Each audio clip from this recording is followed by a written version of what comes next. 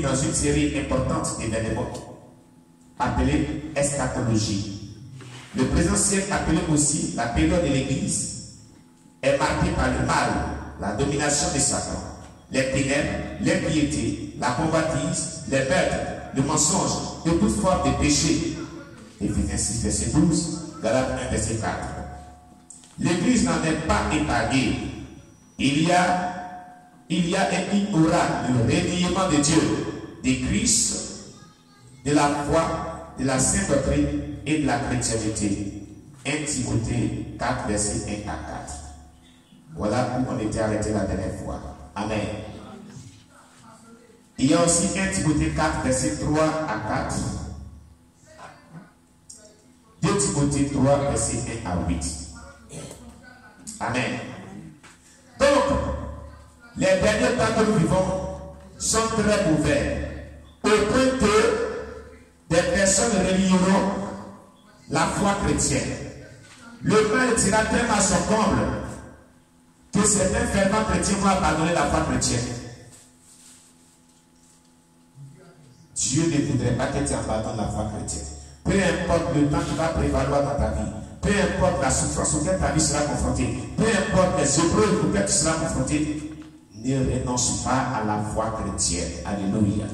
Tiens bon, sois persistant, sois persévérant, sois encourageant. Alléluia. Demeure attaché à la parole de Dieu. Demeure attaché à Jésus-Christ. Alléluia. Ne renonce pas à la foi chrétienne. Plusieurs ont renoncé à la foi chrétienne et leur fin a été tragique. Et leur destination a été l'enfer. Amen. Nous allons donc lire.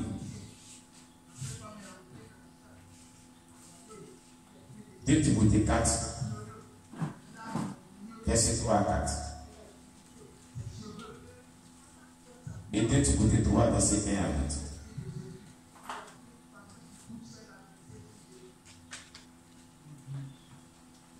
8. Et Timothée 4, verset 3 à 4.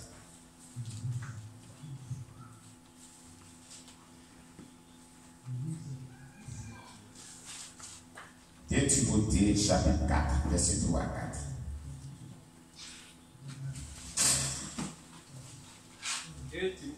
2 Timothée chapitre 4, verset 3 à 4. Car il viendra un temps où les hommes ne supporteront pas la sainte doctrine, mais ayant la démangeaison d'entendre des choses agréables, ils se donneront une foule de docteurs selon leur propre désir, détourneront l'oreille de la vérité et se tourneront vers les fables. Amen. Amen. Dans les derniers temps que nous vivons, c'est ce temps qui est arrivé. Il est dit, car il viendra un temps où les hommes ne supporteront pas la sainte doctrine. Aujourd'hui, les hommes ne supportent pas cette sainte doctrine. Quand on parle de la sainte doctrine, on parle du dépouillement. La sainteté jusqu'au dépouillement. Le dépouillement a été pratiqué par les premiers chrétiens. Amen. Amen. Aujourd'hui, l'Église de notre ère ne supporte pas le dépouillement. Or, le dépouillement est dans la Bible. Les premiers chrétiens ont pratiqué le dépouillement. Aujourd'hui, cette parole s'accomplit aujourd'hui. Les gens ne supportent pas la sainte doctrine. Le dépouillement, la sainteté, corps, âme, esprit, dedans, dehors, dépouillement des mèches, des pantalons, des bijoux, des boucles d'oreilles et des paris extérieurs est défini dans la Bible. Les premiers chrétiens l'ont pratiqué. On va prendre les référents bibliques, on va parler de cela. Mais la Bible dit qu'il viendra un temps où les gens ne supporteront pas la sainte doctrine. Ça fait partie de la sainte doctrine. Mais aujourd'hui, les gens ne supportent pas ce message. Voilà, ces paroles se réalisent.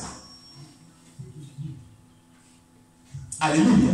Ces paroles se réalisent dans la Bible. Ces paroles de la Bible se réalisent aujourd'hui, nos jours. Relis. Il viendra un temps. Relis.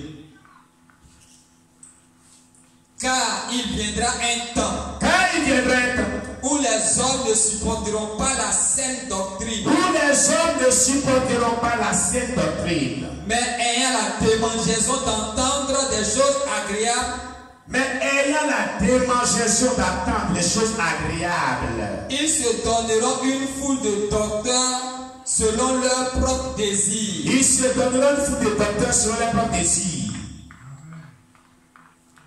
Ils ne supporteront pas la sainte doctrine. Le dépouillement, c'est dans la Bible. Aujourd'hui, ceux qui disent qu'ils sont chrétiens, les prédicateurs de nos terres, la majorité des pasteurs ne supportent pas la sainte doctrine. Parlant du dépouillement. Ils ne supportent pas cela. Ils refusent cette sainte doctrine. Or, pourtant pratiquée par les premiers chrétiens. Un des aspects les plus profonds de la doctrine, la sainteté, qui a été pratiquée par les premiers chrétiens, dans laquelle la Bible déclare qu'on ne doit pas se parer. L'Église primitive a parlé de cela. L'Église primitive a observé ce principe de vie. Pourquoi aujourd'hui on ne supporte pas ce message? Cette parole prophétique se réalise maintenant dans la vie. Cela prouve que vraiment Jésus-Christ est à la porte. C'est l'un des symboliques dans les derniers temps. Jésus viendra dans les derniers temps. Donc, cher bien-aimé, tu es appelé à supporter la sainte doctrine. Amen. Quand on parle de dépouillement, il s'agit de quoi? Qu'est-ce que les gens supportent là? Amen. Prenons donc. Gardons notre page, on va y revenir. Prenons 1 Pierre. J'aime beaucoup 1 Pierre. 1 Pierre 3, verset 2 à 5. Il est tellement pratique là-dessus. Pierre est tellement pratique dessus. Il explique très clairement.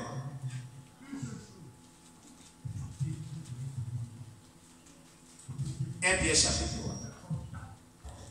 À partir du verset 2 jusqu'au verset 5. 1 Pierre chapitre 3 à partir du verset 2 à 5. Oui.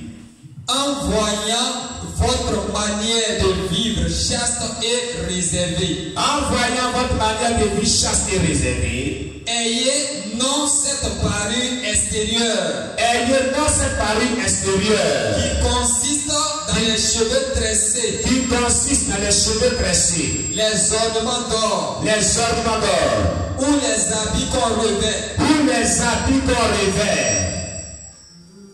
mais la parure intérieure La parure intérieure est cachée dans le cœur, est cachée dans le cœur. la pureté incorruptible La pureté incorruptible. d'un esprit doux et paisible, Un esprit doux et paisible. qui est d'un grand prix devant Dieu. Qui est d'un grand prix devant Dieu. Ainsi se paraît autrefois les saintes femmes Ainsi se paraît autrefois les saintes femmes qui espéraient en Dieu, qui espéraient en Dieu, soumises à leur mari. soumises à leur mari. Amen. Vous avez compris? Voilà ce que dit la Bible. Qui parlait ici? C'est Dieu au travers de son serviteur Pierre. Pierre que Jésus avait établi sur l'église avant de partir. Il n'était pas n'importe qui. C'est de ce Pierre que Jésus a dit, Pierre, même tu dis oui, je t'aime, paie mes agneaux. Pierre, même tu dis je t'aime, paie mes agneaux avant de partir. Dieu l'avait établi sur l'église. Et c'est Pierre qui disait que, de la part de Dieu, qui parlait, que nos bien-aimés maman et soeurs ne devaient pas se parer extérieurement, mais plutôt intérieurement. C'est cette doctrine-là, on l'a supprimée. Il arrivait le temps où les gens ne se passer cette doctrine. Les cheveux tressés. Les cheveux tressés. Les boucles d'oreilles. Les mèches, tissage, rouge à lèvres. Tout ce qui est paru extérieur que vous connaissez. De Jézabel. Voilà ce que la Bible dit. C'est écrit. C'est dans la Bible. C'est pas dans la Bible. La Bible dit qu'il arriverait un temps où les gens ne supporteront pas cette sainte doctrine. Ça fait partie de la sainteté.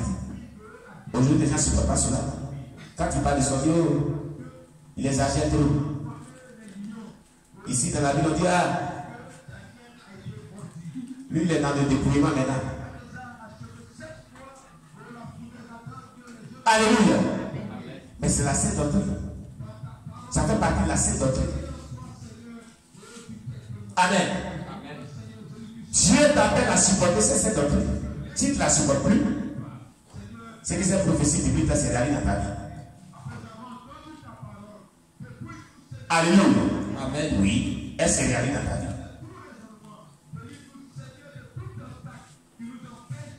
Gloire à Jésus. Amen. Donc, on revient. Il a dit, car il viendra un temps où les hommes ne supporteront pas la sainte doctrine, mais ayant la démangeaison d'entendre des choses agréables. C'est-à-dire ceux qui veulent entendre, ils ont une démangeaison, ça les gratte. De pouvoir entendre ce qui est bon dans les oreilles, ce qui est bon à entendre, ce qui est bon à entendre, ce qui est bon à entendre. Il ne veut pas entendre qu'il faut se dépouiller des mèches, des bijoux, des parures extérieures. Il ne faut pas porter les robes mini, il ne faut pas porter les mini-jupes, il ne faut pas porter le pantalon. Il ne veut pas entendre ce genre de messages. Il faut se vêtir de manière décente, il ne veut pas entendre ce genre de messages. Mais il veut l'entendre. Ce qu'il veut l'entendre. Ce qui sera agréable à leurs oreilles. Ce qui leur plaira. Voilà ce qu'il veut entendre. Il veut que tu prêches sur la prospérité, le bonheur, les percées. J'étais chez mon couturier un jour. Donc c'est maman qui l'avait rendu visite. Bon, non, je ne sais pas. Mais j'ai attendu sur la terre. Ils étaient en train de discuter avec un jeune homme qui on avait invité dans l'église. Et l'église disait, toi tu es venu pour prêcher. Tous ceux qui sont venus ici, ils ont parlé de péché, péché, péché. Il ne faut plus parler de péché. Il ne faut pas dénoncer le péché. Il faut parler de la bénédiction, de la prospérité, de délivrance.